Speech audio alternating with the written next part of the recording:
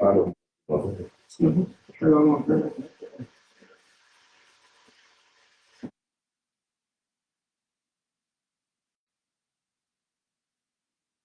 Continuamos en entrevista con Jenny Antunes del Consejo Hondureño de la Empresa Privada. Recapitulábamos algunas estadísticas importantes de lo que es el mercado laboral en nuestro país.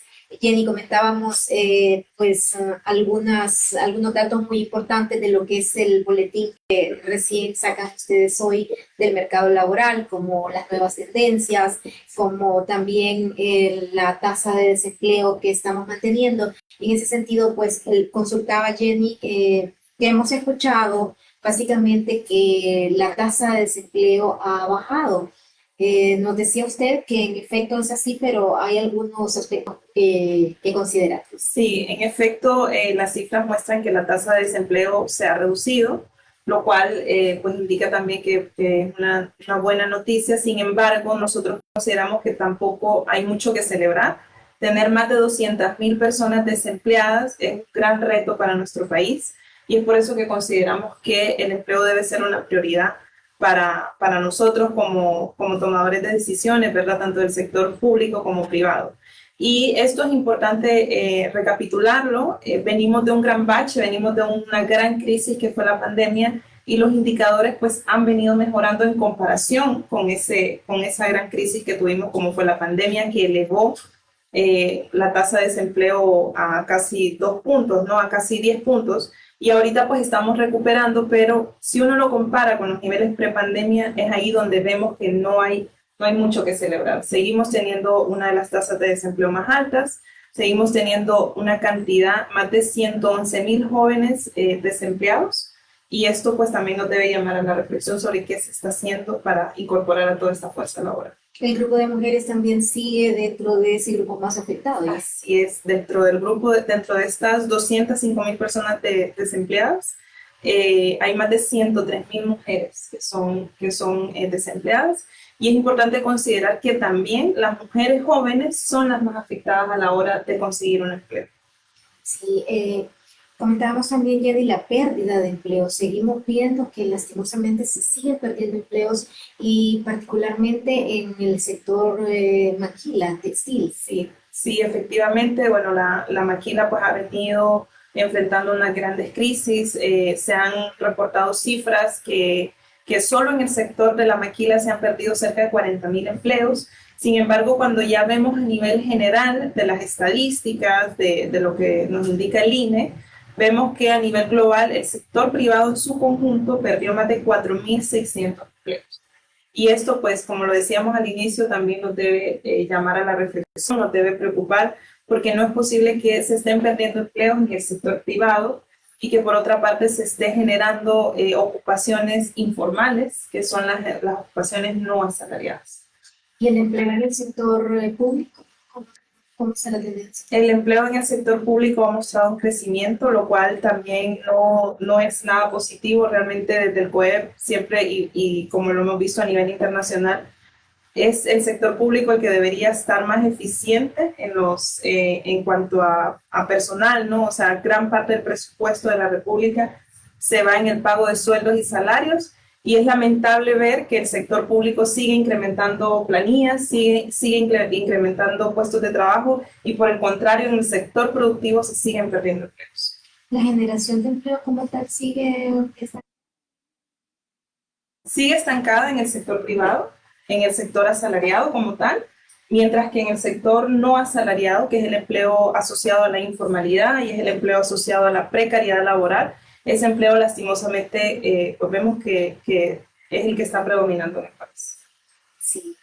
Y en cuanto a lo que está, un tema que siempre nos ha preocupado en los últimos años, Jenny, que es la parte de, también hablando nuevamente de los jóvenes, estos jóvenes que les conocemos como ninis, que no estudian ni trabajan, ¿esta cifra ha crecido, se ha mantenido o Sí, se ha bueno, reducido? los ninis, que son los jóvenes que están entre los 12 y los 30 años, suman en Honduras 937.000 jóvenes. O sea, estamos hablando de cerca de 1 millón de jóvenes que no estudian ni trabajan.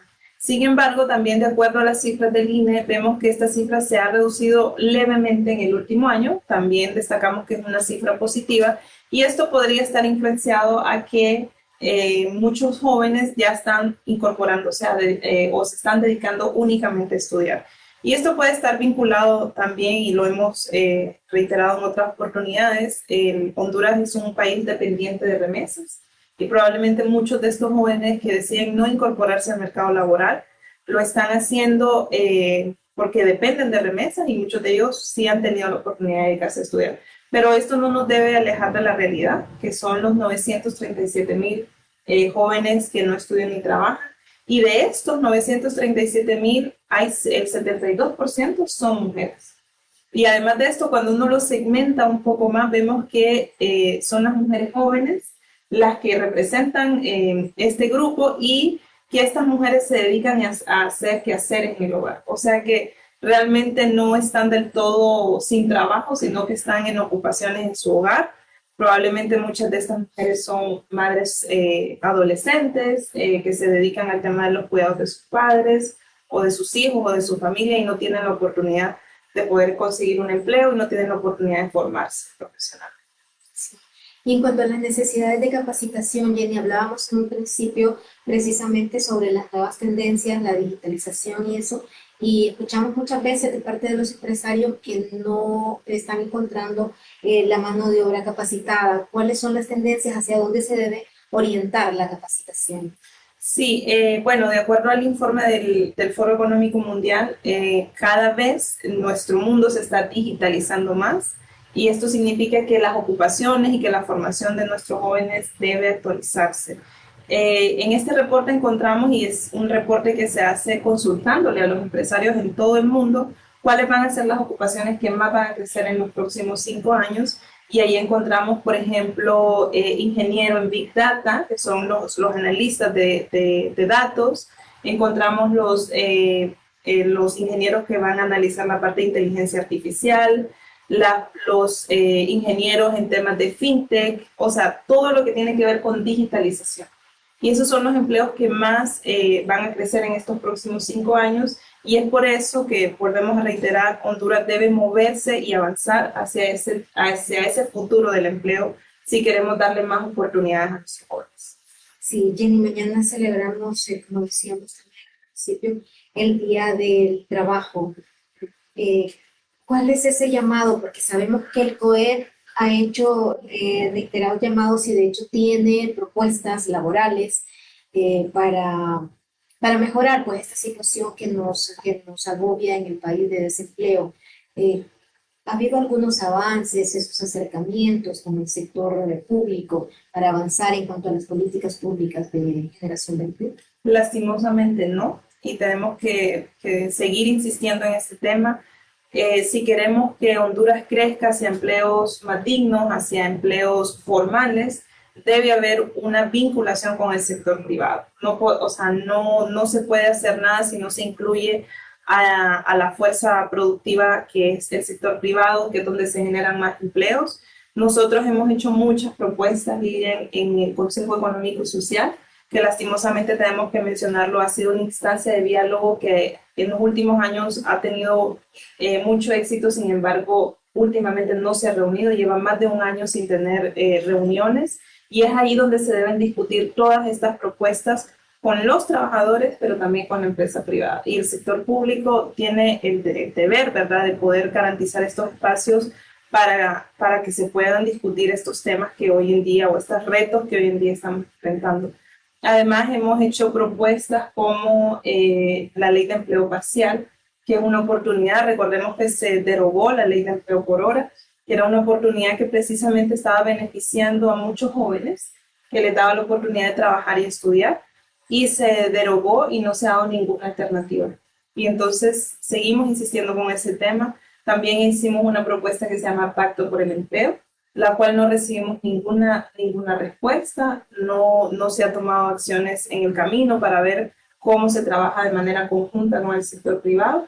Y bueno, esto es la realidad de Honduras, esta es la realidad que estamos enfrentando, y es por eso que vamos a seguir insistiendo que si queremos avanzar hacia mejores empleos, hacia la formalización del empleo, se debe trabajar en conjunto con el sector privado para generar mejores empresas que puedan crear mejores trabajos.